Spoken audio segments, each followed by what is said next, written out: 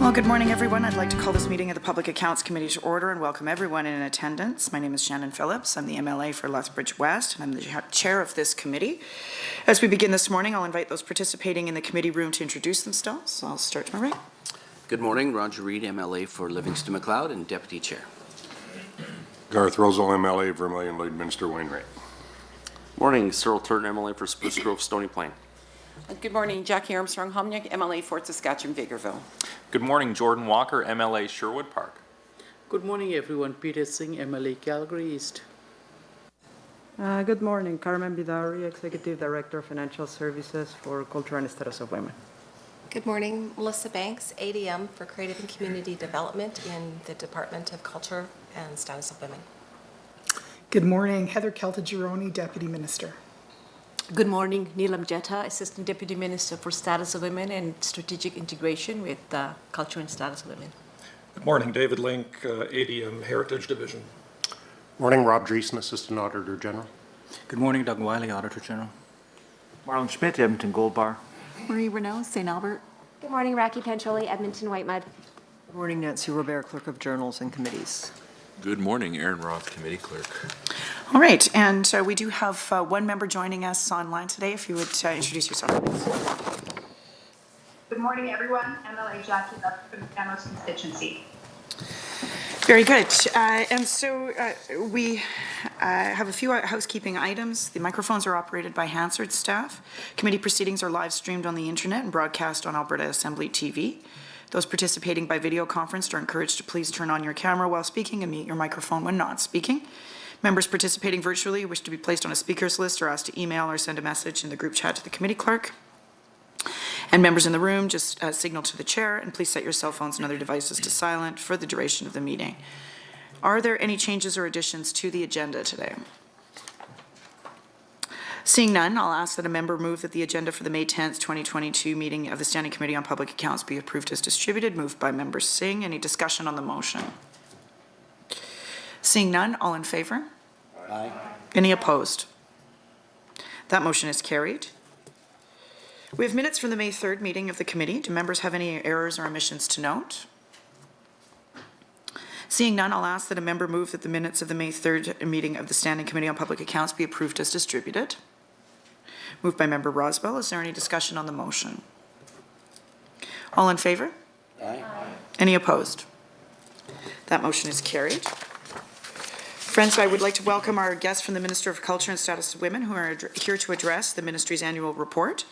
So I invite officials from the Ministry to provide opening remarks not exceeding 10 minutes. Please proceed. Thank you, Madam Chair, and good morning. I'm pleased to be here to represent the Ministry and to present highlights from the 2020-2021 annual report. For the purposes of this meeting, I'll be referring to the Ministry by its former name, Culture, Multiculturalism and Status of Women, as it was referred to during that fiscal year. As you know, Alberta faced unprecedented challenges during the 2020-21 fiscal year. The COVID-19 pandemic and the impact of the associated public health restrictions ensured that the year was unlike any other we have faced in Alberta. Our department played a fundamental role ensuring that Albertans had access to public health measures, recovery supports, and vaccination information, as we supported the translation and distribution of materials in French and the 11 other most commonly spoken languages in Alberta.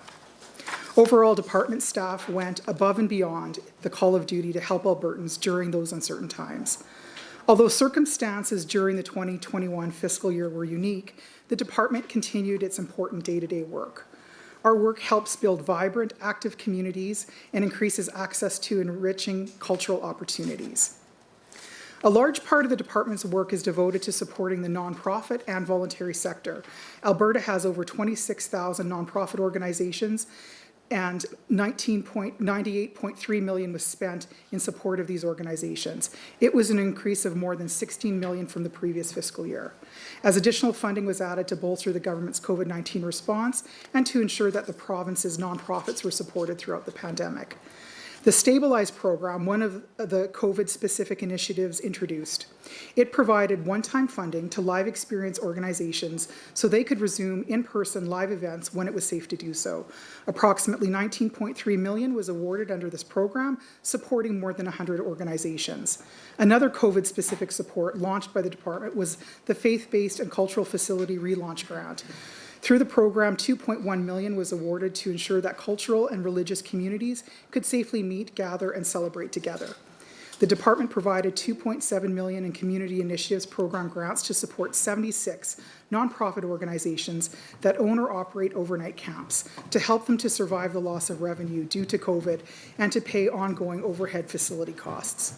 In addition to COVID-specific supports, Madam Chair, the department also provided $21.9 million through the Community Facility Enhancement Program to build or refurbish public use community facilities. The department also approved more than 273 applications, representing almost $39.8 million for the Community Initiatives Program. We also funded 3 large infrastructure programs, TELUS World of Science, which received $4 million, Vivo for Healthier Generations Project, which received $5 million, and Wenspear Centre, which received $4.4 million.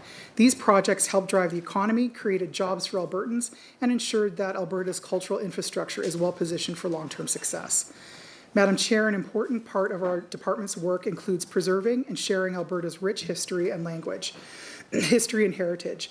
The department spent $46.2 million to preserve, restore, and grow Alberta's heritage sites. Unfortunately, it was a tough year for our province's heritage sites and museums.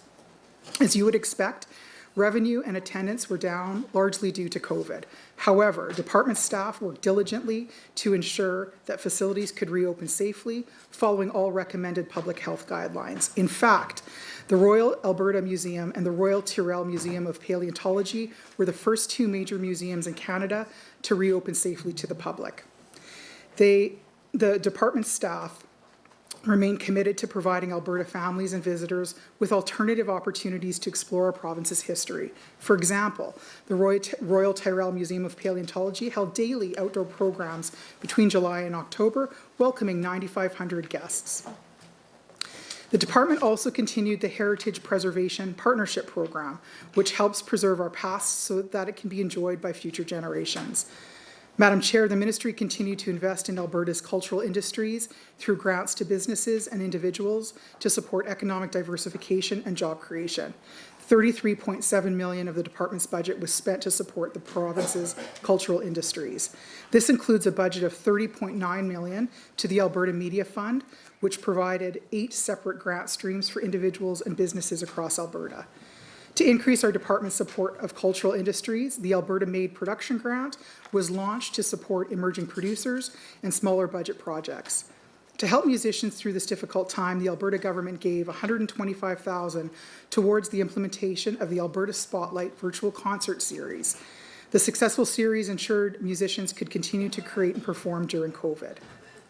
These investments align with the government's commitment to grow all cultural industries by 25%, or $1.5 billion over the next decade. The department invested $27.8 million to support the art and artists in Alberta. The department continued recognizing September as Month of the Artist, and Alberta continued to be the only province in Canada to have an Artist in Residence program.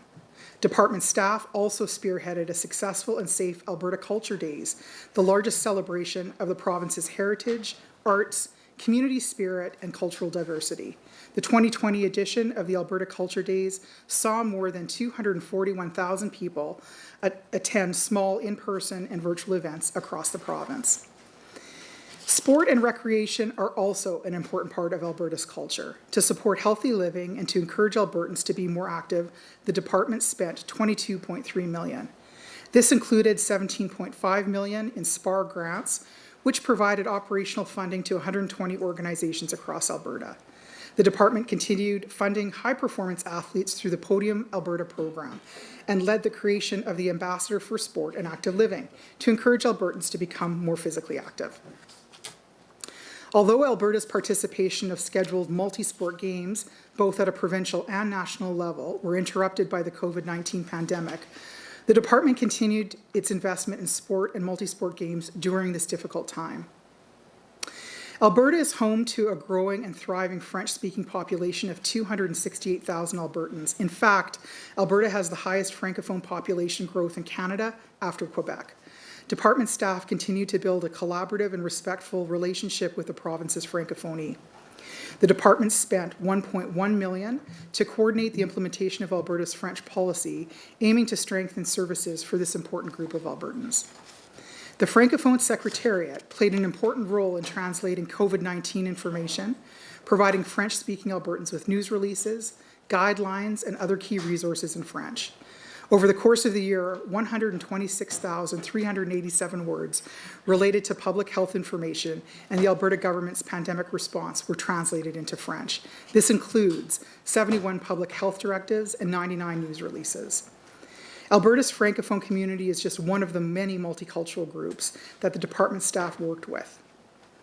$1.5 million was spent on programs, grants, and initiatives designed to foster multiculturalism and to support the Status of Women portfolio.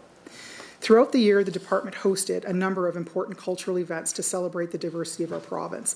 Although COVID meant that celebrations were smaller or online, the events were a success and helped build and strengthen relationships, promoted diversity, and connected diverse groups of Albertans as they celebrated their traditions and holidays. The ministry also continued to support the work of the Alberta Anti-Racism Advisory Council, which supported the elimination of race-based discrimination and promoted intercultural awareness and understanding. Throughout the year, Madam Chair, the department also continued to work with the 2SL LGBTQIA+ community to identify opportunities and to continue building safe spaces.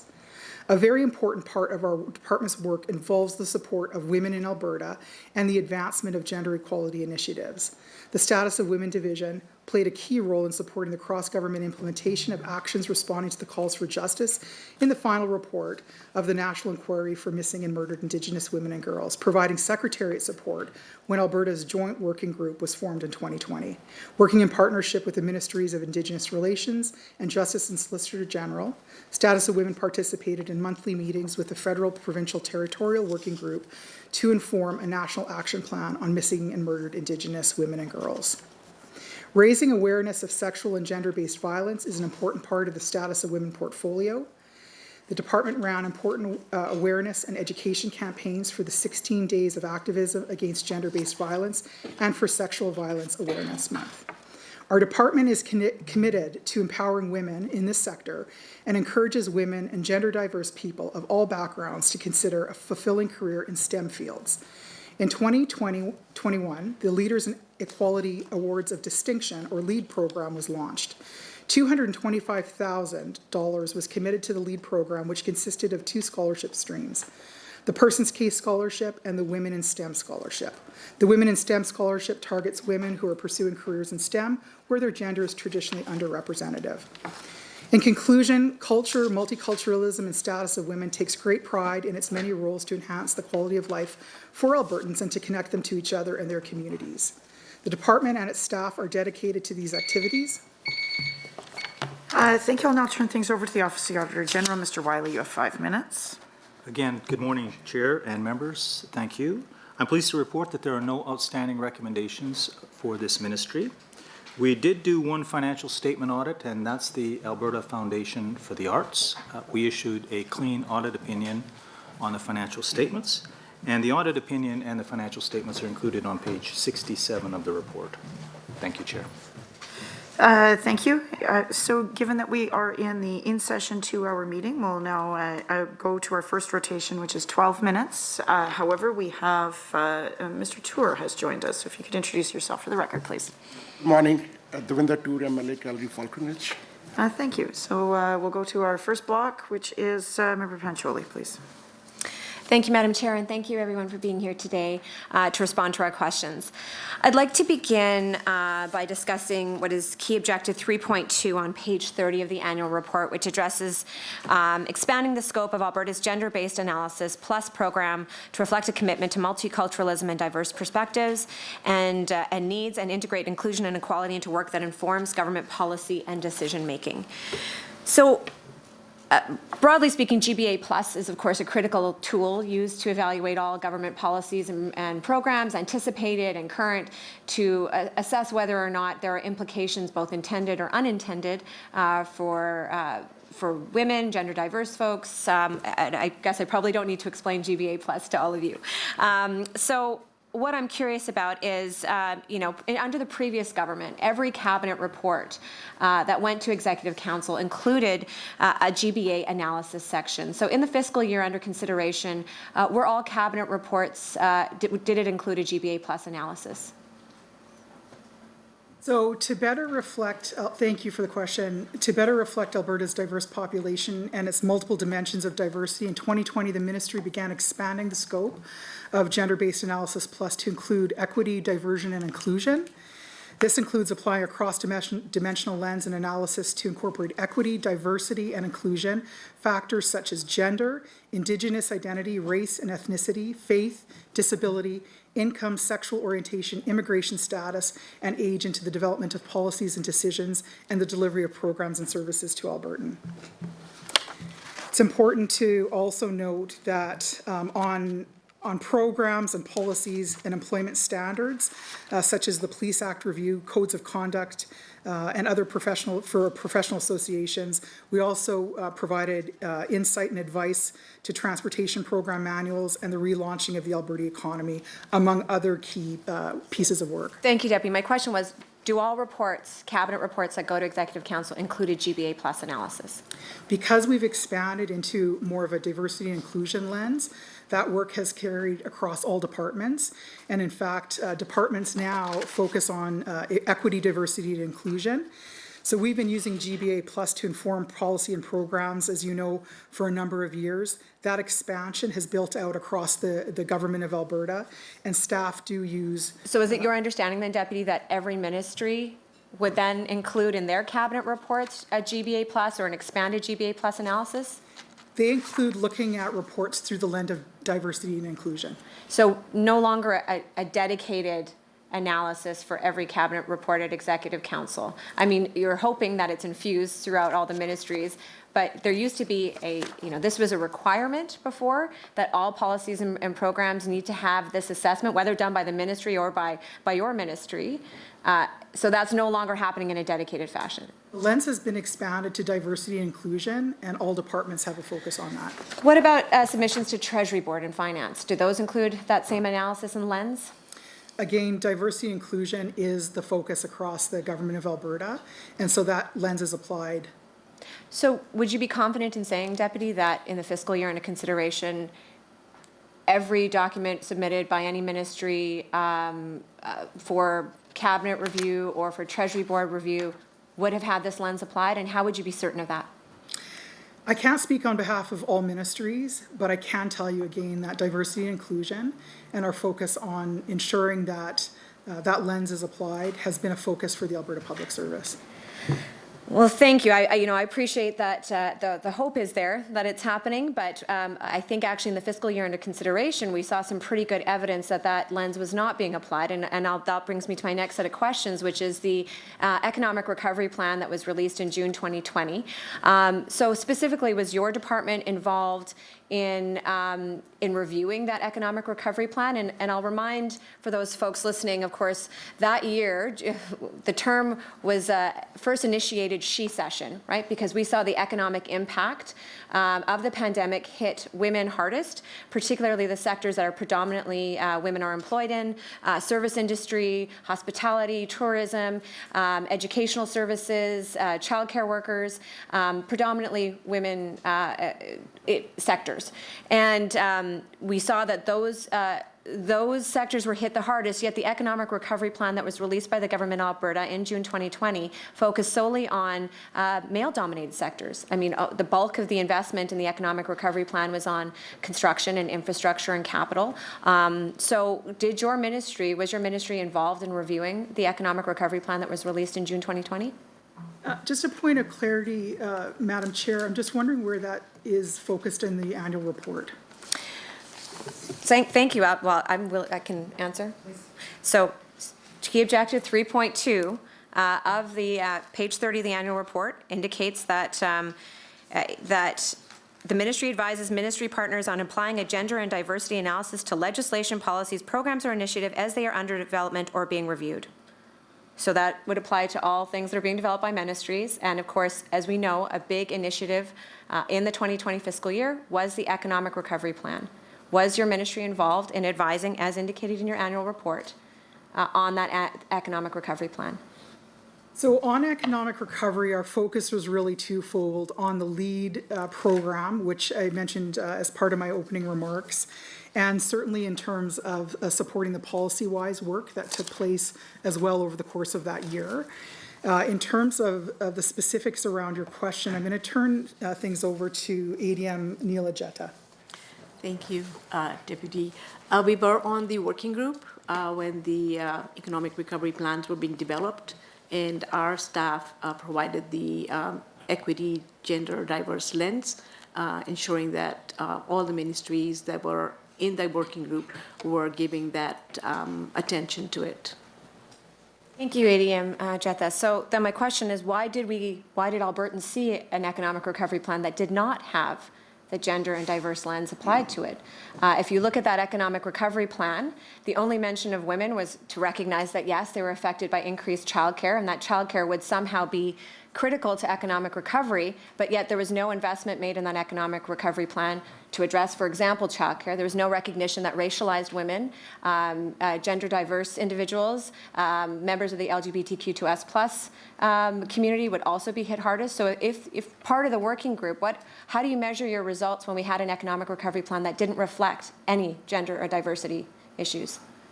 The funding that was provided by all the ministries did take that into account, and although it wasn't very specific to women and girls and the racialized groups, the funding was provided to all Albertans, not just. Which funding are you referring to? From JEI and all the children's services, CSS, and we provided funding for the STEM program as well. Right, the scholarships. Yes. Right. But again, I go back to the sectors that were hit hardest. Do you believe that the economic recovery plan met the objectives of a GBA plus analysis? Thanks for the question. The key is that jobs, economy, and innovation is the lead on that report. And so I'd recommend you direct that question to that department. So let me ask then, did you advise jobs, economy, and innovation? Well, as ADM Jetta has already explained, we were part of the working group, and that advice was provided as part of our involvement on the working group. So having heard from jobs, economy, and innovation before, there was no gender lens applied there as well. I'm curious just from a perspective of looking at key objective 3.2 in this fiscal year, that the job of the ministry, and it used to be part of this ministry's work, to have a dedicated analysis of GBA plus for all government programs and initiatives that come before cabinet. What I'm hearing in terms of the response is that during a time when women and diverse folks were hit most and hit hardest, it was not your ministry's responsibility, it was each individual ministry's responsibility, and yet when we ask those ministries, they say, talk to the status of women. So I'm wondering, did anybody in the GOA take responsibility for ensuring that gender diversity, racial diversity, racialized groups that were reflected in any government policies, particularly the economic recovery plan? Again, our focus on economic recovery at a ministry level is twofold, focusing on the two scholarships that we talked about in the LEAD program, but also the work of PolicyWise, and we played a really strong role in the PolicyWise piece, supporting advice to PolicyWise for a grant application to the federal government, focusing on the effects of COVID-19 and women's economic recovery. So a big piece of the work that was done around that. Now, you may be aware that project aims to provide solutions to improve women's and girls' economic security and prosperity throughout the advancement of inclusion policies and practices, and by increasing networks and collaboration to accelerate systemic change. And the policy project aligns with that recovery, the pandemic recovery plan, and the Women's Economic Recovery Recommendations report. Thank you, Deputy, but you're talking about providing advice to something at the federal level. I'm asking, you're a ministry of the government of Alberta. What influence were you having on policies and procedures and programs that are being developed by the government of Alberta to make sure that that GBA plus lens was being applied? So again, our GBA plus lens has expanded to diversity and inclusion, and that work is across government with every department. So 2020 was also the year that the government of Alberta decided to end the $25 per day pilot project for childcare. Again, going back to what we knew in the SHE session, that childcare would be critical for economic recovery. Did your ministry provide advice on and a GBA plus analysis on the decision to end the $25 per day childcare program? Again, childcare is the function of children's services, and you'd be best positioned to connect with them on your questions. Thank you, Deputy. I'll read from your annual report again. The ministry advises ministry partners on applying a gender and diversity analysis to legislation, policies, programs, or initiative as they are under development or being reviewed. Is that not the work of your ministry? So the work of our ministry is that. And again, as we expand our focus from GBA Plus to diversity, inclusion, and unconscious bias training, another element of the work that we've been doing, that really is applied across the entire Alberta Public Service. And departments do use that lens as they're reviewing policies, writing reports, working with multiple stakeholders. Thank you, Deputy. I only have a few minutes, so I just want to say, so it sounds like nobody's taking responsibility for this now. Frankly, and as somebody who are experts in GBA Plus, you know that's not. Okay, we'll go to the second rotation for 12 minutes. Please go ahead. Good morning. Thank you, ministry officials, for your time today. It's a pleasure to have you here. We are so thrilled to be able to do this in person again and have the back and forth. And just want to say, having representing a riding that is full of much history and heritage, very grateful for all the work that your ministry does to help my small community support those items, and just really appreciate that and appreciate your time. I also want to take a moment, Chair, just to say thank you to you and your colleagues from the opposition for last week's meeting. Afterwards, we were just feeling that good questions were asked of the ministry, and I think we were accomplishing the task of the Public Accounts Committee in terms of seeking those answers. So on behalf of my colleagues, just to extend that thank you to you for what we felt was a very, very good meeting last week. So thank you. Yes. These kinds of complimentary remarks from the government side are bound to spark disorder here in the House. So, yeah, I ask that, I can't go back to my constituents and say that the member from Livingston McLeod praised the work that we were doing. I will not apologize. All right. I'm not going to find a point of order at this time, but the deputy chair should know that these types of comments do tend to cause disorder for the member from Edmonton Gold Bars specifically. Please proceed. Thank you. And on that, again, I just want to now getting to the work at hand. In your annual report, you list a number of initiatives that are related to your ministry's response to COVID-19. Can you please provide this committee and the Albertans with an overview of the programs and initiatives that your ministry undertook through the pandemic? Thank you, Chair, for the question. Alberta's nonprofits experienced significant impacts and challenges due to the COVID-19 pandemic. Many frontline nonprofit organizations saw a significant increase in demand for their programs. For example, food banks, mental health services, shelters, and supports for seniors. While many others were impacted by emergency public health measures and closures, for example, faith-based, cultural, and live experience facilities. A key source of revenue for nonprofit organizations is their fundraising activities and events, which were dramatically impacted by capacity restrictions and closures. So from March to June of 2020, the ministry launched 4 new grant programs in response to this and adapted several existing programs to support the nonprofit sector in Alberta. First, the Charitable Donation Matching Program. Next, the overnight camps for children and youth facility overhead funding program. Also, the faith-based and cultural facility relaunch program.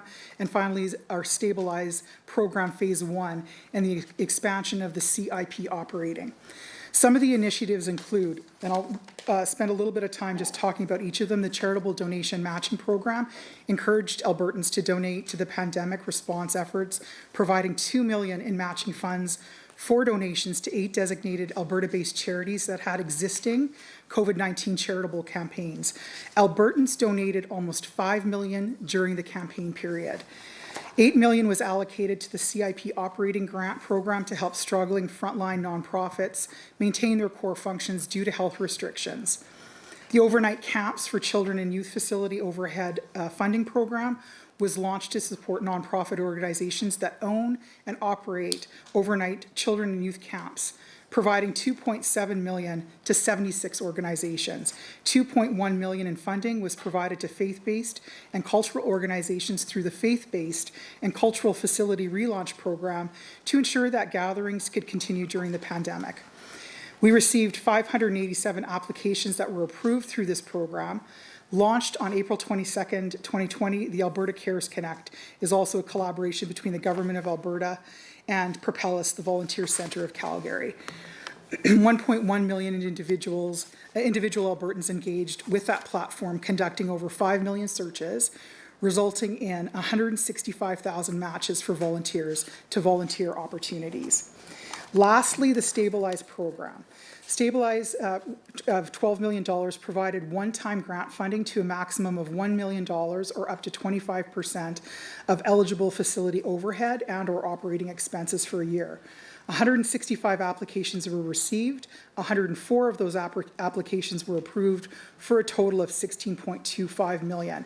Stabilize also had a donation matching component, matching dollar-for-dollar private donations to eligible nonprofits from $250,000 to a maximum of $1 million. 4 organizations received stabilized donation matching grants of $2.75 million with an additional $250,000 as flow-through.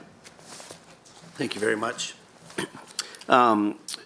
So usually in this committee, we spend a lot of time talking about how wonderful the constituency of Camrose is. But since MLA Lovely is not here today, I'm going to take advantage to brag a little bit about Livingston McLeod. The last couple of years, we've certainly seen incredible growth in the film and television industry.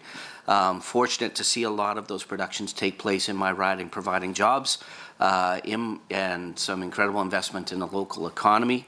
We've been the site of Unforgiven, Brokeback Mountain, Legends of the Fall, recently Last of Us, and Ghostbusters.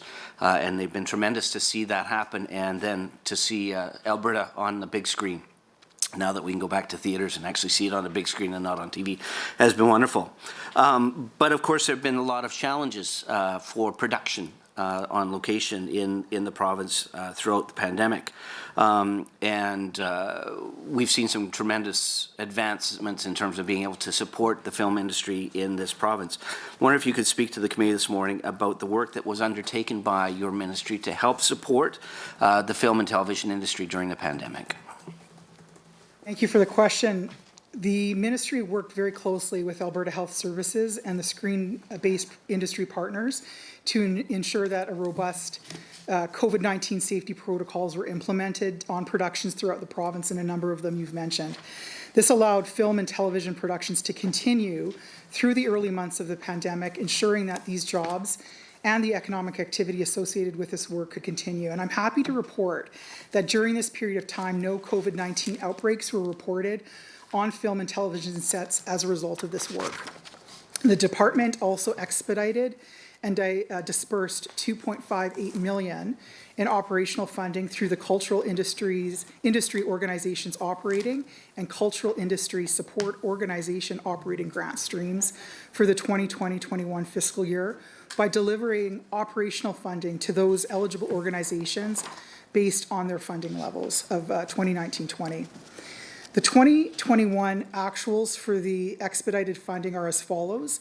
The Cultural Industry Organization Operating Grant, $2.195 million was spent, and the Cultural Industry Support Organizing Operating Grant, $388,000. Thank you, Deputy Minister. I'll cede my time now to MLA Rosewell. Thank you. COVID-19 impacted lots of different industries, and as part of the government's response was the Alberta Recovery Plan. This government's provided additional funds to support various industries, and you've talked about it to some degree already in both the last question and your initial presentation. But on page 55 of the annual report, that Community Initiatives Program included a Stabilize program, and maybe you could expand a little bit more on information about the Stabilize program, and how it supported the arts, culture, and nonprofit sector in the face of the COVID pandemic. Thanks for the question. So the Stabilize program was created to support the live experience organizations and arts venues through two funding streams. Stabilize program phase 1 provided one-time grant funding up to a maximum of $1 million or up to 25% of eligible facility overhead and or operating expenses for 1 year. So we received 164 applications requesting a total funding of $57.52 million. We granted over $16 million in funding to 104 applicants. This funding helped to protect and promote Alberta's sport and cultural identity, support tourism, and restore community vibrancy. Organizations were able to use funds to support their ongoing operational costs such as utilities, rent, insurance, and programming to support the reopening. The other part of Stabilize is the Stabilize donation matching program, and that was a substream of the Stabilize program, which establishes matched dollar-for-dollar private donations to eligible nonprofits from $250,000 to a maximum of $1 million. As mentioned, 4 organizations received funding through this stream with grants totaling $3 million. This program leveraged Albertans' individual investments in organizations and community venues that are important to them. Really important piece of this work. So you mentioned that 104 of 165 were approved, so the others weren't. Was there, what were the requirements in the application in order to be approved? Thank you for the question. I'm going to turn that over to Melissa Banks to talk a little bit about those requirements. Thank you for the question. So applicants had to demonstrate alignment with the principal mandate for delivery of live events. They had to provide their intended outcomes. They had to be able to describe the activities they would undertake with that funding in sport, rodeo, whether they owned or operated dedicated presenting and performing art facilities. They had to be able to demonstrate a financial need and that they had exhausted other financial supports and resources. And in order to be able to qualify that, we reviewed things like cash flow statements, both for the current and the prior and future anticipated years. We wanted to know how the organization had been impacted, to demonstrate the exhaustion of the other supports as mentioned, including utilizing any reserves that they may have had. They had to also be able to demonstrate that they had minimized operational costs by reducing expenditures. So for example, where they weren't actually offering events, that they had reduced their staffing, insurance, marketing type costs. They had to have a plan in place to ensure recovery and long-term sustainability. And they had to be able to demonstrate the readiness to resume operations in accordance with public health guidelines. They also were requested to explain how they were adapting to long-term opportunities, to the challenges of the pandemic and the economic downturn as well, and how they plan to stabilize and grow their organization in the upcoming years. Another part of all of our grants is always centered around community. So they had to be able to explain how they are a part of the community, how they are relevant and present in the community, and we also asked them to provide information on any partnerships or collaborations that they had in terms of stabilizing and resuming operations for the live experience sector. So would the like nonprofit or volunteer organizations that do it, like if it's unpaid work, they might be less likely to get, or may have been less likely to get money unless their rent was high or whatever. Was there a difference there between staffed kind of organizations and non-staffed organizations? We would evaluate at every organization based on where they are at. So in terms of providing funding, it would be based on what we would anticipate they'd need to meet their costs and to be able to reopen. Thank you. We'll move to the second rotation of 9 minutes. We'll begin with the official opposition. Member Schmidt. Yeah, thank you. So just building on that set of questions on support for live events. In the annual report, of course, it's noted that there's over $19 million spent on the Stabilize program. But yesterday in question period, over 2 years later, after the start of the program, the minister still wasn't 100% sure that all of the funding had been released. So I have a few questions on this topic as well. What was the overall budget line for the Stabilize program? And I guess help me look at page 89 and figure out which budget line the stabilized program was spent out of. Thank you. I'm going to turn that over to our acting SFO, Carmen Vidori.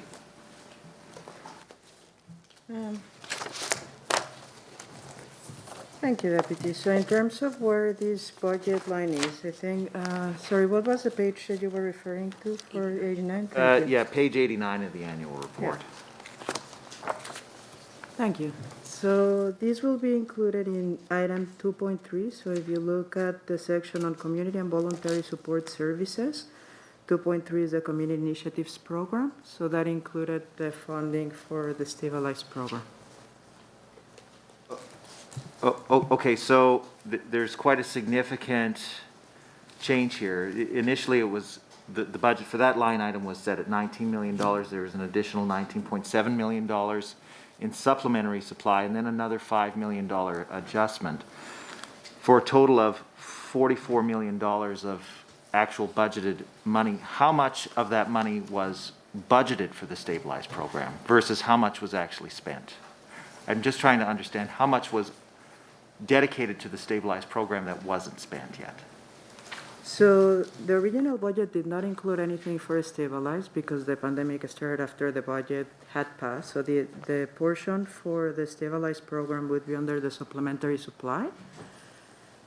The total amount for that stream for that given year was $17 million for the stabilized stream. Under CIP, and from there at the end we ended up spending $19.3 million. So actually we went over what we originally had allocated. Okay, so you had budgeted $17 million for the stabilized program, but actually spent $19 million. That's correct. Okay, thank you very much for that. So the ministry notes that that 100 live experience organizations received funds in 2020, 2021. But really that statistic needs a little bit of context, I think.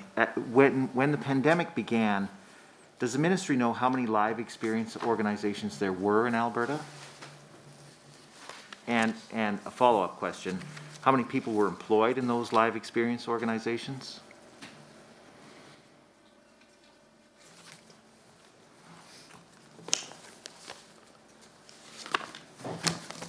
Thank you for the question.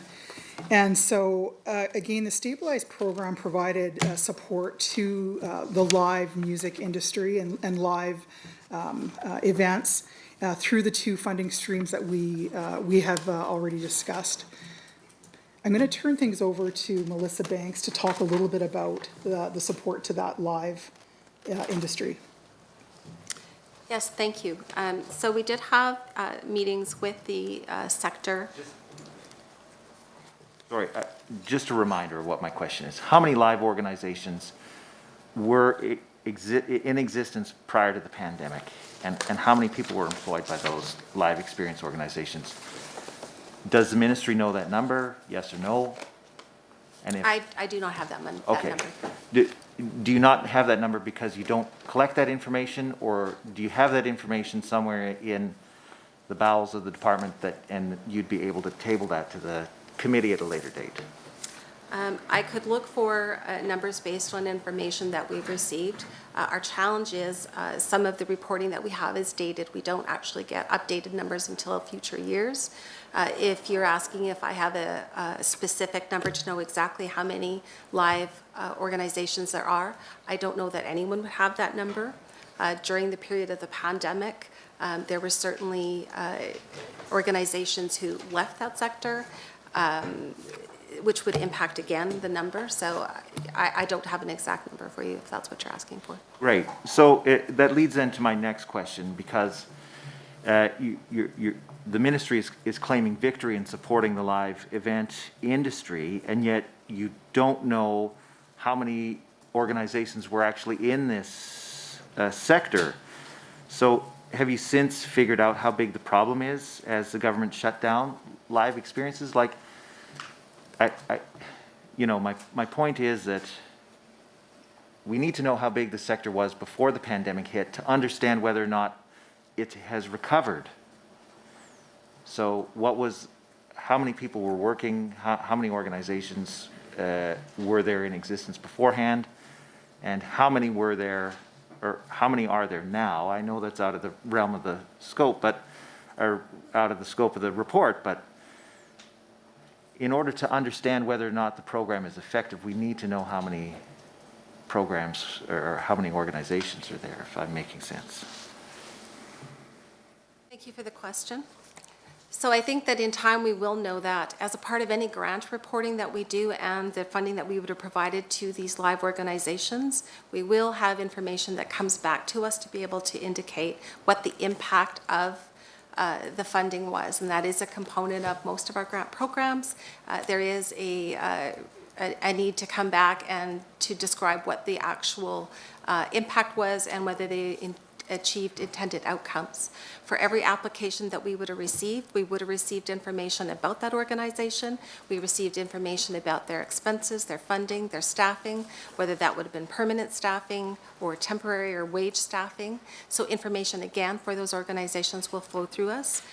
It would be impossible to know specifically for the organizations that did not apply to us for funding what the specifics, would be of the components of the build of their organizations in terms of staffing, et cetera. So I understand you have a sense of the individual applicant's health and financial well-being. That's fine, but you know the purpose of public accounts is to push government departments to create goals, key indicators, that kind of thing. Did the ministry track or develop any metrics on the overall financial health of the live events industry?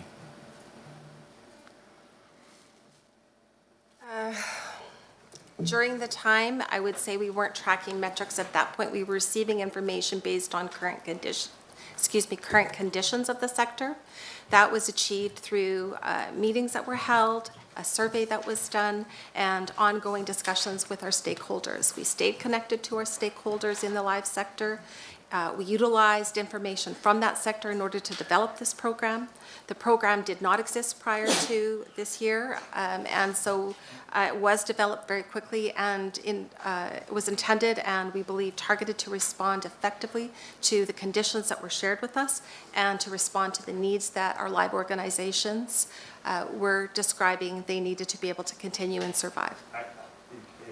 And I appreciate the speed at which you had to get this program up and running, but during the course of the pandemic, did the ministry develop any objective, data-driven understanding of the live events industry's financial health and create any kind of objective measure of how well the sector is doing? Like, did any of that work occur in the fiscal year that's under consideration?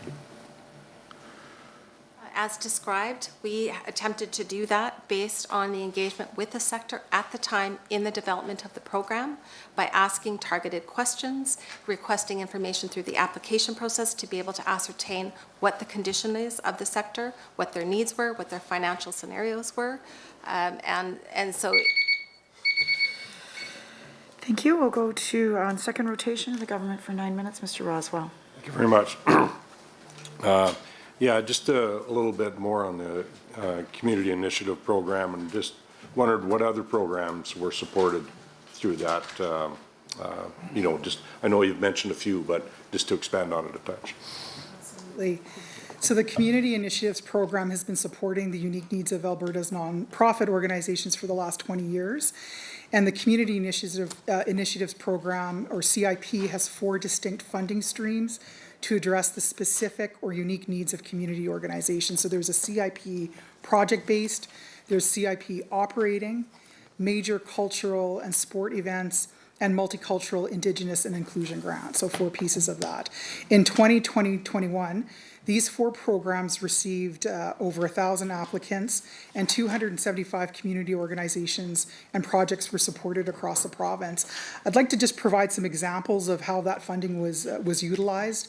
So in the CIP operating funding for the Leftovers Foundation Food Rescue app, it empowered volunteers to connect vendors, restaurants, grocery stores, and other local producers who have excess fresh food with service agencies providing emergency food for 164,126 vulnerable, disadvantaged, and at-risk individuals with the help of more than 171 active volunteers. Another example is the CIP project-based funding to Takalusa Institute for the multi-use skill training room, which made a positive impact on the immigrant women and girls for skills and training programming and services, as well as well-being and the community at large. Under the CIP major cultural and sporting event funding, we supported the Canadian Snowboard Federation with event costs for the Urban Big Air War Cup in the 2021-22 season. And lastly, under the Multicultural, Indigenous and Inclusion Grant funding, we supported the Brenda Stafford Society for the Prevention of Domestic Violence to hire a diversity and inclusion coordinator to create inclusive resources and services. So just a few examples of how those programs were used. Lots of organizations that benefit from that. Very good. Now, you've mentioned a bit about museums and heritage facilities, and done some of that within this. And so I just wondering, how did the pandemic affect museums and heritage facilities, and what has your ministry done to promote and support the sustainability of museums so all Albertans can enjoy the shared history of Alberta? The pandemic had a very significant impact on museums, historic sites, and archives around the world, which included facility closures and loss of revenue. Our provincial museums, historic sites, and archives were likewise adversely affected by COVID-19. Now, key factors that impacted our attendance and revenue at our heritage facilities included closures of our provincial heritage facilities in the spring of 2020, closures of our provincial heritage facilities again before Christmas of 2020, limiting visitation and adherence with physical distancing protocols, reduced food service offerings and facility rental options, and the postponement of the Royal Alberta Museum's International Feature Exhibition. And obviously several events and program cancellations occurred as a result of that as well. So revenue shortfalls were managed with reductions to Heritage Division supplies and services, as well as Heritage capital and repairs budgets. Supplies and services reductions included cuts to service contracts, including the Heritage Friends organizations, maintenance and advertising, as well as reductions in programs, exhibition development and research, as mentioned. When we did reopen after our initial spring 2020 closures, our successful and safe reopening provided the foundation for the government's sector guidance materials on reopening other museums, archives, and historic sites in the province, as well as influencing reopening protocols in other provinces. In fact, as mentioned, the Royal Alberta Museum and Royal Tyrrell Museum of Paleontology were the first two major museums in Canada to reopen safely to the public. And some of our heritage sites remain temporarily closed throughout this period. Because of the small size and spaces in these facilities, they've been challenging to have potential visitors to physically distance appropriately. The historic nature of these facilities doesn't always accommodate the appropriate cleaning procedures required by pandemic protocols. And some of these heritage facilities included the historic Dunvegan Father Lacombe Chapel, Turner Valley Gas Plant, Victoria Settlement, Fort George, and Buckingham House, Rutherford House, and Stephenson House as well. In 2021, the Alberta Museums Association heard from its members on how visitation and revenue generation would be significantly impacted. At the time, the Department of Canadian Heritage's Emergency Museums Assistant Program was well accessed by Alberta heritage institutions, and $3.3 million was distributed across the province to 121 sites. Many Alberta museums have also accessed federal wage and rent subsidies to assist with covering the 2020 shortfalls. And although approximately 2/3 of AMA members reopened at some point during that 2020 season, there is still concern in the museum community regarding full recovery from the pandemic. Our historic sites, museums, and archives have been an important part of providing engagement and life enrichment, especially during the pandemic. Were you able to keep all these organizations whole? Like, was there any whole organizations that folded, or are they still operating? Were they able to be saved, I guess is my question. I'm going to actually refer that question to ADM David Link. There was a handful of municipal and privately owned museums and archives that did not reopen in that fiscal year, but I don't have the exact numbers. Okay, thank you. Okay, I'll cede the rest of my time to MLA Singh. Thank you. Thank you, Madam Chair, and thank you, MLA Rosewell. Thank you as well, the representative of Ministry, for the presentation, and the Office of Auditor General for being with us today. And as Alberta's population is incredibly diverse, and as Alberta keeps growing faster, these diverse groups, organizations, and cultures in our province keep growing as well. In fact, over 1 in 5 Albertans are immigrants. Page 9 of your annual report speaks to this ministry's commitment to create an Alberta where all people and communities have the ability to participate. And how do you support the diverse cultural communities during this pandemic? Thank you for the question. During the early days of the pandemic, the ministry responded rapidly to the need to support services in languages other than English. The Francophone Secretariat has a very important mandate to coordinate the cross-government French policy, which includes providing information to French-speaking Albertans. The Francophone Secretariat played an important role in translating COVID-19 information into French for Francophone Albertans over the course of that year. In addition to supports for French language services, we provided key media releases, fact sheets, and guidance documents in 12 other languages, ranging from Punjabi and Tagalog to Korean, Arabic, Chinese, and Farsi. This is the result of a very strong and ongoing coordination partnership with communication and public engagement. The work allowed us to align processes and raise awareness of the importance of communication in multiple languages in crisis situations. It helped address unique community needs. It encourages broader compliance to government guidance, and it ensures that no one is left behind. In addition to our supports for French language services, we also provided key media releases, fact sheets, and guidance documents in the 12 other languages mentioned. Thanks for answering. And during the 2020-2021 period, your ministry was responsible. Thank you, Honourable Member. Third rotation, official opposition, please. Thank you, Madam Chair.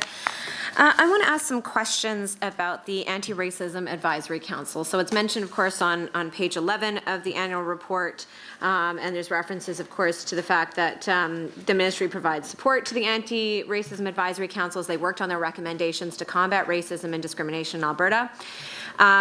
This report was actually submitted to the government in the fiscal year under consideration. However, it was not made public for several months, and in fact, several members of the advisory council spoke out about how long it was taking for for the report to be made public. And during that time, as we all remember, in 2020, the fiscal year under consideration, there was a number of concerning events that continued to happen across Alberta, including overt acts of racism, anti-Asian racism, as well as anti-Muslim racism. So this was all occurring while the government also had received this report but had not made it public. So the report was pretty straightforward and direct, and I guess I'm wondering, what reasons were there for delaying the release of the report? Was there some sort of analysis or response that was being considered? Were there concerns about the content of the report, and what was the reason for the delay? So thank you for the question.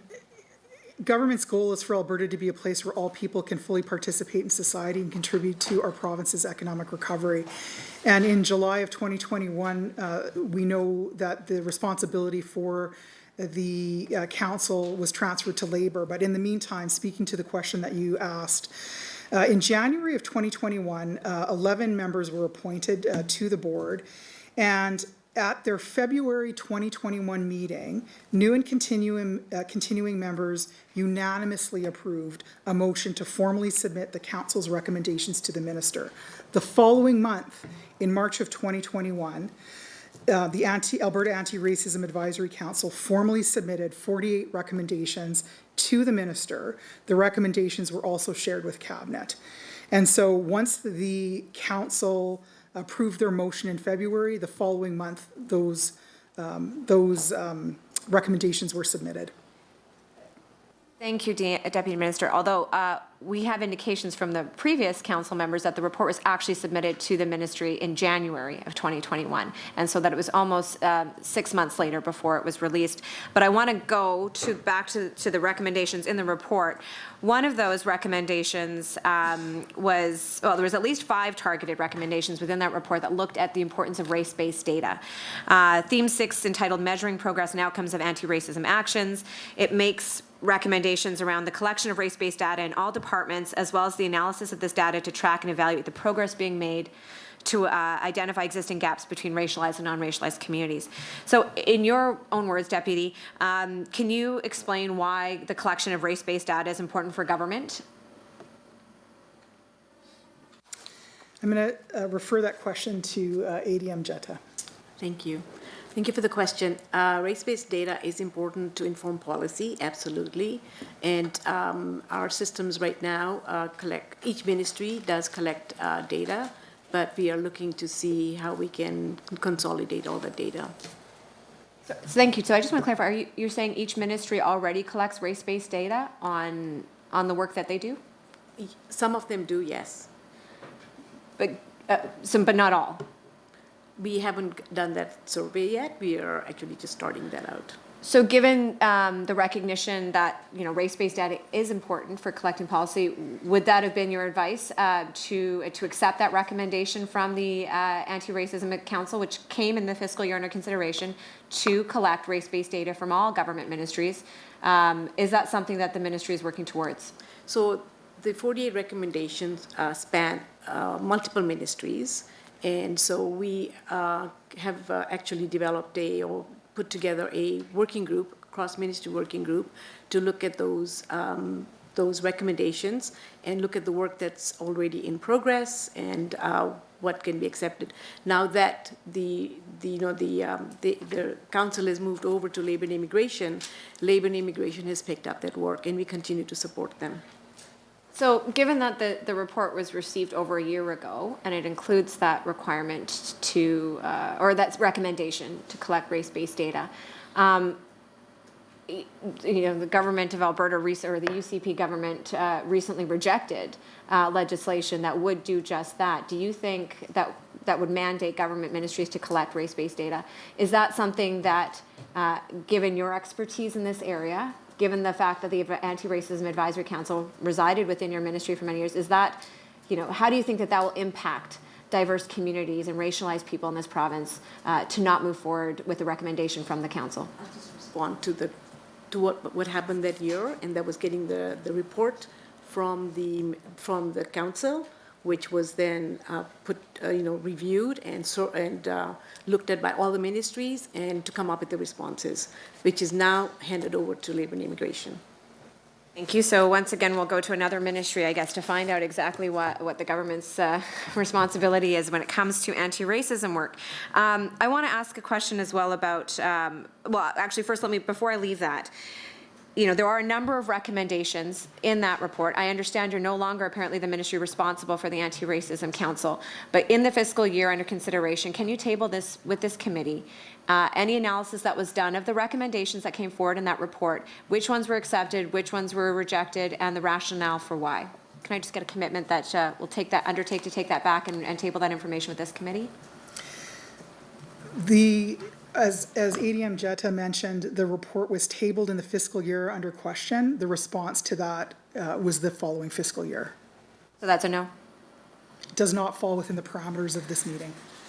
Thank you. I want to actually go back to, so one of the key objectives set out on page 30 of the annual report, in key objective 3.3, as well as I'm looking at key objective 3.5 on page 32 and 3.7 on page 33, which talk about the ministry's work to identify opportunities to build safe communities free from prejudice for LGBTQS communities, to work collaboratively to address recommendations in the Truth and Reconciliation Commission, as well as exploring policy and legislative approaches that will lead to a society where all people feel their culture and heritage is valued and respected. Given those key objectives, this was also the fiscal year 2020 in which the draft curriculum is being developed by the Ministry of Education, which, as you'll be aware, received stark criticism from racialized communities, Indigenous groups, LGBTQS communities, who were very concerned that they were not reflected in that draft curriculum. So given, again, the proactive work that your annual report indicates you do to actually work with ministries to advise, did your ministry, was they involved in the draft curriculum development and provide any advice? I have a point of order on the floor. Honourable Member, please go ahead. I appreciate that under 23B, I appreciate the honorable member as a question, again, would be more better suited for the Ministry of Education, or else the minister in question period in about 3 hours. I don't see the reference or the specific area that this pertains in terms of policy implementation by the ministry that's before us here today. It doesn't talk about the exact page numbers or reference numbers. I would just maybe ask again that the honourable member just maybe bring the question back to the ministry and the amazing administrators and bureaucrats that we have here before us today.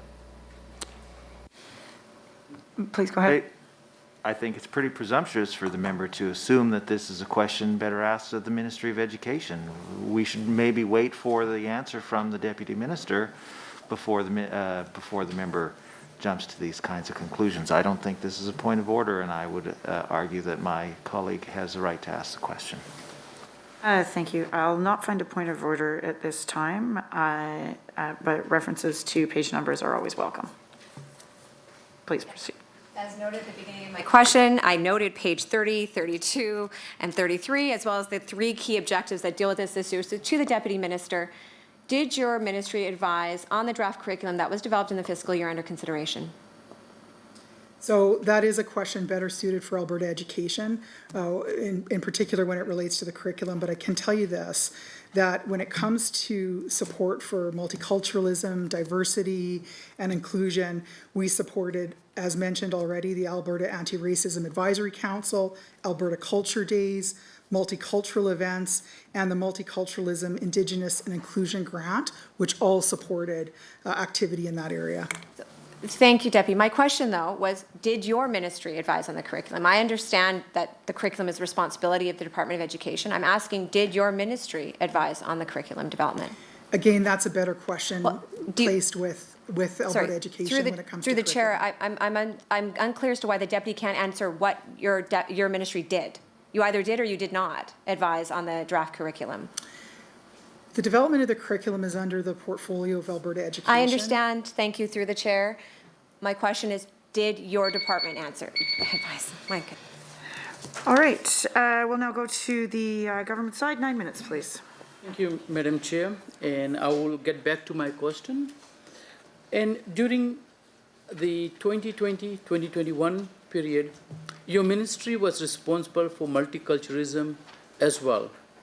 It is very important to promote and protect the diversity in Alberta's cultural and social fabric. Can the department share with us some of the things you did to support multiculturalism in Alberta? Thank you for the question. A number of things took place. The establishment of the Multiculturalism, Indigenous and Inclusion Grant, the MIG grant, revitalized the Anti-Racism Community Grant to support a broader range of projects. Primarily, the grant promotes cross-cultural and intercultural understandings and helps create welcoming and inclusive communities.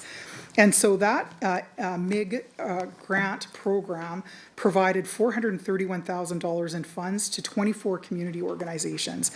The ministry continued to celebrate Black History Month in February of 2021, holding virtual events that brought a broader understanding of historical events and showcased Black students, artists, and performers. And one of the most significant events during Black History Month was the renaming of the federal building Plaza in Edmonton as Violet King Henry Plaza in honor of the first Black female lawyer in Canada. Thanks for answering my questions. I really appreciate the good initiatives and support done by the ministry to cultural communities during the pandemic and supports to multiculturalism in Alberta. And with that, Madam Chair, I will cede my time to MLA Armstrong. Good morning, Chair, through you to the ministry. I'm very grateful for the work your ministry does in my riding of Fort Saskatchewan, Vegreville. I'm proud to have the Ukrainian Culture Heritage Village, AKA the Ukrainian Village. The museum showcases Ukrainian culture and heritage, starting from the first Ukrainian settlers coming to Canada. The open-air museum has costume and historical interpreters interacting with the public in original buildings using original props. There are original churches still used for special events, working blacksmith shops, grain elevators, one-room school, complete with a strict school teacher interacting with visitors. There are many historic homes there, like the Horlick House, the Stelmach House, the Pilipo House, which happens to be related to me through my baba, and there's an original burdai, and for those that don't know what a burdai is, it's a sod house. The historical interpreters work the land by horse and have many hand-planted gardens. I encourage you all to come visit the Ukrainian village. I'm just so proud of it. So, I'm very interested to speak to outcome 3 on page 28. The Department of Status of Women is part of the ministry, and it is explained in the annual report this government is committed to advance gender equality in Alberta. What did your ministry do in 2020-2021 to combat gender-based violence during 2020-2021? Thank you so much for the question. So the Status of Women, Multiculturalism and Inclusion branch is responsible for leading and supporting projects and initiatives to end violence against women and girls and creating safe and inclusive communities. This includes a number of different aspects. The COVID-19 pandemic saw an increase in the rates of gender-based violence throughout the province. The ministry worked with cross-ministry and community partners to address this issue throughout the year. In 2020-21, more than $880,000 was allocated to end gender-based violence. The ministry led a number of major social media campaigns and events associated with Sexual Awareness Month in May, and the 16 days of activism against gender-based violence from November 25th to December 10th. On February 6, 2021, the government proclaimed the Day of Zero Tolerance for female genital mutilation cutting in Alberta. The ministry provided a grant of $398,000 for the valuable opportunities to inspire change through empowerment, or the Voice Project, which launched in November of 2020. This project will shift the culture by engaging professional and student athletes in mentoring conversations with youth on gender equality, consent, and healthy relationships. Voice worked with local professional, post-secondary, and community teams to launch a program to empower athletes as leaders in their local communities. Since the launch of the program, Voice has provided training to ambassadors from the Edmonton Elks, the Calgary Stampeders, the Calgary Hitmen, the Calgary Roughnecks, the Ottawa Red Blacks, and the University of Alberta, and the University of Calgary to serve as mentors. The Voice ambassadors are trained to share their knowledge and lived experience with young people as to help youth develop an understanding of how individual beliefs, attitudes, and behaviors can help prevent gender-based violence. CSW leads the government's commitment to end sexual violence, which includes a sexual violence knowledge exchange committee involving 9 ministries that share information and coordinate actions and responses to sexual violence. The ministry has also provided a grant of $50,000 to the Association of Alberta Sexual Assault Services to enhance the Alberta One line in response to the increased number of calls for support resulting from the pandemic. Working with Indigenous Relations and Justice and Solicitor General, CSW, my department also provided Secretariat support to the Alberta Joint Working Group on Missing and Murdered Indigenous Women and Girls to develop recommendations for the Alberta government to address the calls for justice in the final report of the National Inquiry into Missing and Murdered Indigenous Women and Girls. From March 5th to December 23rd, 2021, the Joint Working Group engaged with Indigenous communities and community members, agencies, and organizations, and developed advice and recommendations to inform government actions.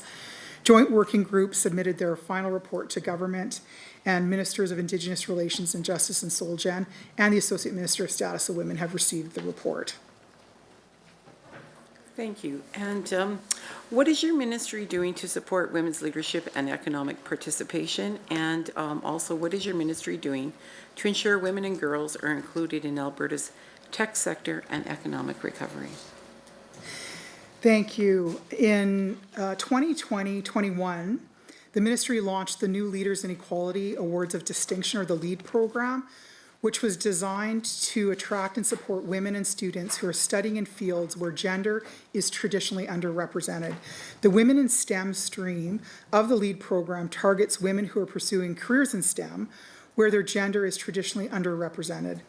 Increasing the presence of women in STEM fields is a step towards bridging the gap, the gender pay gap, and supporting more women to thrive in the STEM industry. This creates an opportunity to be inclusive of all women, expand the scope of the program, and support reskilling and rescaling in response to the economic impact of COVID-19. Investing in women encourages them to pursue high-quality jobs and be part of Alberta's economic recovery diversification. The Person's Case Scholarship supports students of all genders who are pursuing careers in fields where their gender is traditionally underrepresented. This is inclusive of students from the 2SL LGBTQIA+ community and other equity-seeking groups such as women, racialized students, students living with a disability, and Indigenous students. In the 2021 year, 90 students across Alberta received scholarships for a total of $225,000. We also celebrated and declared November 19th as Women's Entrepreneurship Day in Alberta. To answer your second question on the tech sector and economic recovery, our government is committed to encouraging and empowering women to pursue high-quality jobs and be part of economic recovery diversification, particularly where those genders are underrepresented in the STEM fields as discussed. We committed to $225 for the Leaders in Equity Awards, which was launched in 2021, and encourage women of and gender diverse people of all backgrounds. Thank you. We'll now move to the fourth and final rotation, the official opposition. Member Renaud. Thank you, Madam Chair. So my questions will be about the Francophone Secretariat. So on page 10 of the report, it notes the Secretariat coordinates the implementation of French policy across government to enhance services in French and support the vitality of the Francophonie in Alberta. So my question is about Campus Saint-Jean. Did the Ministry of Advanced Education seek the Secretariat's input before changes were made to Campus Saint-Jean? Can you tell me where in the annual report you're drawing that question from? So on page 10. So it's a description of the Francophone Secretariat. So just a simple yes or no is fine. Was there any discussion, conversation, request for information, meeting? I believe that question is out of scope for the purposes of this annual report. Okay. So can you tell me, did the Secretariat, the Francophone Secretariat, provide any insight, support, advice to advanced education during the year in question? Well, during the year in question, as mentioned earlier, the COVID-19 pandemic was in full swing, and much of the priority of the work of that area was in our French language services providing. Yeah, I understand that there were words translated. That's not my question. My question is, was there a conversation or a meeting, memo, request for information between the Secretariat and advanced education at all? I'm going to refer that question to our Executive Director, Riel Poirier, who is in our audience here. Thank you, Riel. Riel will just make his way to the podium. Hello, Réal Poirier, Executive Director of the Francophone Secretariat. There have been a number of conversations with advanced education between ministers and also between officials. Would you be able to table a summary of those conversations, or any goals or objectives that were established, or any exchange of information? There would not be. There are no minutes no record of what was discussed? Conversations okay, so no formal discussions about any issues at all? No, and in the coordination of the French policy, we work with all departments in a way to ensure that community needs are heard and that we are able to address. Okay. So in the description of the Francophone Secretariat, part of the role is to liaise between the community and Alberta government. So clearly there were concerns from the community during the year in question. We all saw it. We saw it in the news repeatedly. So could you explain to this committee how you took the information back that you were hearing about changes to Campus Saint-Jean, what you took back to the Francophone community? To take the information, How did you explain these changes to the Francophone community? Our work in the coordination of the French policy is to work with all of departments. It would have been advanced education that would be providing information back. Okay, and there's nothing, no records at all from the Secretariat indicating any work or advice or anything between advanced education and Francophone Secretariat? Okay, thank you. So my next question is, during the fiscal year in question, we got the draft of the K-6 curriculum, and as you know, none of the Francophone school boards agreed to pilot. So in the view of the Secretariat, who is responsible for French policy in Alberta, and how useless is a curriculum without a pilot in any Francophone school district? So French policy guides the province's work to enhance and develop services in French to support the vitality of the Francophonie in Alberta. And the area is responsible for the coordination of Alberta's French policy across government. The Francophone Secretariat identifies concrete and meaningful initiatives towards the development and enhancement of services in French. I could just summarize. So there's no advice given about Campus Saint-Jean. We know the importance of Campus Saint-Jean in Western Canada and Alberta. We now know that the Francophone school boards refuse to pilot the curriculum. So seems to me this would be a very large concern for the Francophone Secretariat. If the primary goal is to preserve and protect the Francophone community heritage, seems to me that would be a concern, no? All conversations within the Francophone Secretariat also occur through the Alberta Advisory Council on the Francophonie, which is a really important part of the Francophone Secretariat, and that Advisory Council on the Francophonie advises the Minister on ongoing implementation and evaluation of the French policy. So the focus to table is on that advice or that discussion related to curriculum, if there is any? Our focus is on the French policy. Okay. So was there any input at all whatsoever during this year in question from the Secretariat related to the draft curriculum? Just yes or no, just for clarity. The Francophone Secretariat, again, focuses on French policy, not on curriculum writing. Okay. So there was no advice given, no advice sought from the Francophone Secretariat related to the curriculum? The focus is on French policy. So was that a yes or no? Again, the focus of the Secretariat. I understand that. So my question is, was there any advice given or sought related to the curriculum?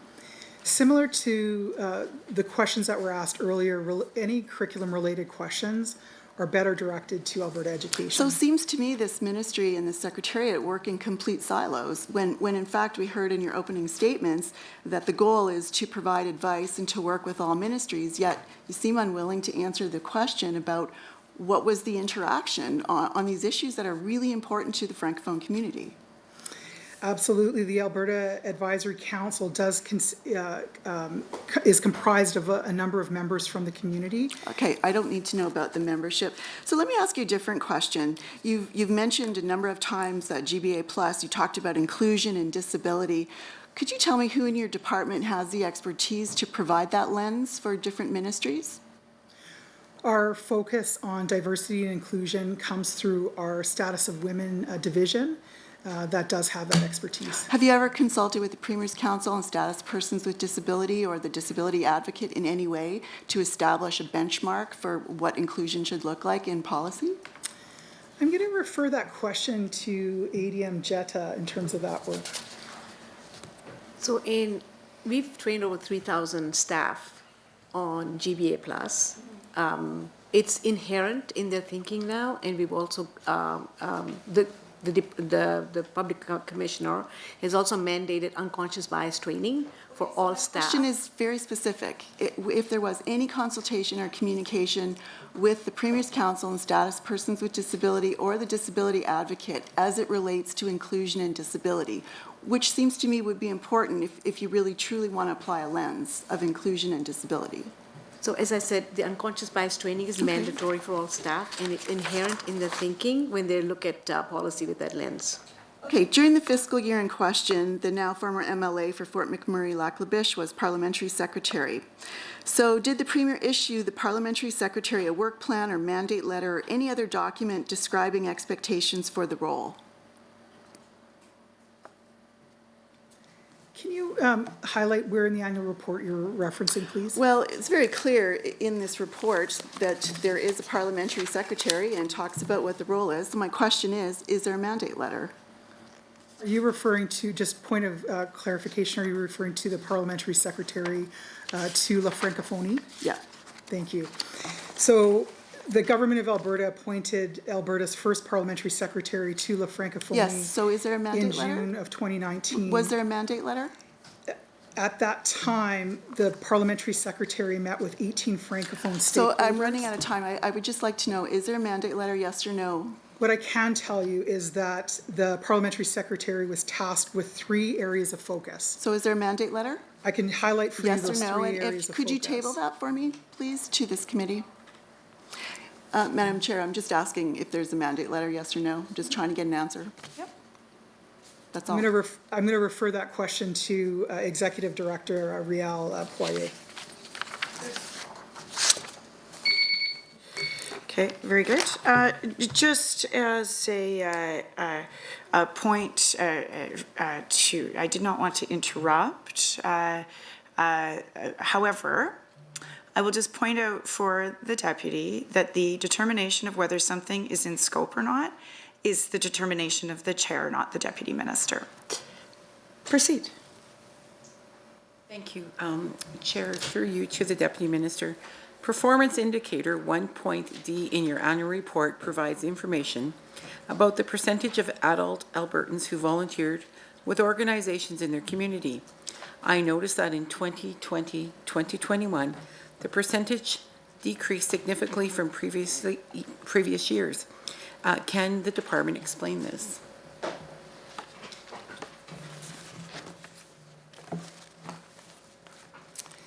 Thank you for the question. So this indicator shows the level of community volunteerism with charitable or nonprofit organizations by adult Albertans over the previous 12 months. In this case, volunteerism refers to the concept of contribution of time, resources, energy, or skills given to nonprofit voluntary sector organization or causes for public benefit of one's own free will without monetary compensation. So the decrease in the 2020-21 year period of time of 22% over the previous year is primarily due to the effects of the COVID-19 pandemic and the associated restrictions and closures. In 2021, 22.8% of Albertans volunteered in fundraising, 21.6% in human services, 15.7% in community development, 12% in recreation, 12% in youth development, 13.1% in sports, 7.6% in arts and culture, and 6.6% in law, advocacy, and politics. So a number of different areas. Now, results show that those Albertans who volunteer, 25.1% volunteer from 6 to 10 hours per month. On average, volunteers spent 12.6 hours per month. Now, the COVID-19 pandemic and the associated restrictions and closures contributed to the significant drop in volunteering. 22.8% of those who volunteered supported COVID-19 response or recovery efforts. 6.9% of the respondents volunteered for the first time in 2021, and of that 6.9%, 15.2% volunteered because of COVID-19. Thank you. The Alberta Jubilee Auditorium plays a very important role in promoting the participation of Albertans in technical, visual, and performance arts. I see on page 27, the key objective 2.7 was to expand opportunities for young Albertans to participate in high-quality art experiences through the Jubilee Auditorium. How has the Alberta Jubilee Auditorium responded to closure and loss of revenue due to the COVID-19 pandemic? Thank you for the question. Working with the Alberta Jubilee Auditorium Society, there was a focus on reducing expenses in line with the reduction or cancellation of performances. So the resulting cost savings accrued to the Jubilee operating budget. The auditoria were closed on March 12, 2020, and closely followed health restrictions as set out by Alberta Health Services. During this time, the Jubilee liaised with AHS to develop safety protocols, guidance, and strategies to facilitate a safe reopening for the live performance sector. This included facility evaluation on patron flow, signage, effective use and placement of PPE, such as hand washing stations, staff training on patron management. So although the Jubilees were closed for most of the year, they were able to host a handful of events that were adapted to meet health restrictions. The Northern Jubilee Auditoria hosted the Edmonton Opera drive-in events, the University of Alberta's first virtual spring convocation, and the Shumka production rehearsals for their future national tour. Multiple television and film productions used the Southern Alberta Jubilee Auditorium as a backdrop, including APTN's Tribal and CBS's Guilty Party. The closure of the facilities due to the pandemic has allowed the auditoria to proceed with planned capital projects on an accelerated timeline, including improvements, replacing the carpet and flagstone, and improving the auditoria accessibility, and maintenance to the stage lighting and audio systems to address long-standing concerns. Thank you, thank you. And I have no further questions. I'm ceding my time to my colleague, Emily Walker. Well, thank you so much, Emily Armstrong-Homniuk, and Chair, staff, Deputy Minister. Thank you all so much for being here. I've really enjoyed and been quite enlightened by this thoughtful discourse we've had here this morning. And I just want to thank you guys all for the amazing work you do, including in the fiscal year in question, really helping Albertans in all the important files you guys have jurisdiction over: culture, at the time, multiculturalism, status of women. And I would also say, quite frankly, I agree with the Deputy Chair, and I'm not trying to score brownie points, Chair, but Livingston McLeod is an unbelievably beautiful riding, first established in 1997.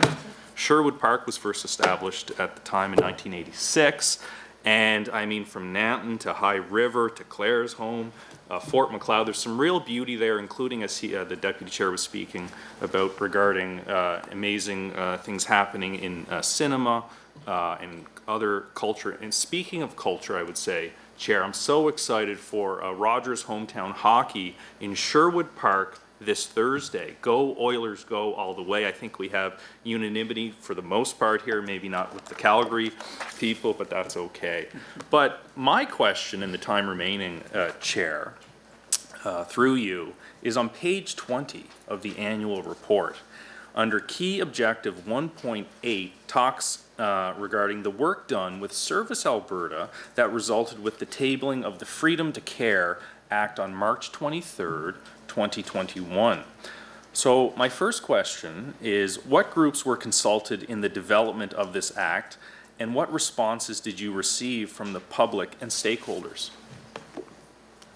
Thank you for the question. A jurisdictional analysis of Canadian provinces and territories, the United States, and select international jurisdictions was completed prior to the development of the Act. A survey was conducted by Service Alberta from May 27th to June 26th of 2020. 1,042 responses were received from a wide range of groups within the nonprofit sector. Survey respondents noted confusion navigating through the province's legislation and regulations and were unsure where to go or what to do when they needed something. 16% of respondents felt the laws and regulations were a significant barrier. Respondents also noted that regulations are in place to protect the public good and the health and safety of Albertans, but that some mechanisms should be in place to help them do good. So the organizations by sector that responded to the survey included both national and international, social services, environment, business professional associations and unions, philanthropic intermediaries and volunteers, development and housing, religion, law, advocacy and politics, arts, health, and a variety of others. Some of the key findings or observations from the survey included red tape reduction, And most of the identified barriers impeding groups from performing social good extend beyond the inability to secure exemptions to regulations. Reducing red tape and streamlining the administrative burden experienced by nonprofits provides a more comprehensive response to these identified barriers. Funding issues were also identified. Policy and pragmatic shifts by government, onerous reporting requirements, and problematic or outdated legislation appear to be the largest sources of the problems experienced by the sector. Very few respondents referenced specific legislative or regulatory barriers. Now, exemption concerns, another area. Many respondents expressed reservations about expanding access to exemptions, noting regulations are in place to protect public good, health and safety of Albertans. Stakeholders expressed a preference for changes to regulations, noting that good policy should already have exemption provisions. Furthermore, they felt reducing red tape would significantly improve their ability to performing social good. And lastly, navigating the system. Thank you. We now have our official opposition for the fifth rotation. 3 minutes, please.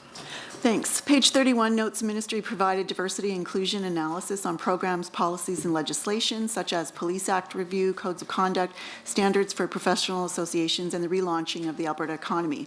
Will the ministry please table the analysis template used?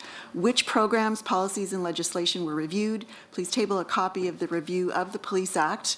Also, please list all professional associations that were reviewed and any consultation or communication with the Premier's Council status of persons with disabilities. The ministry launched 4 new grant programs to support the nonprofit sector.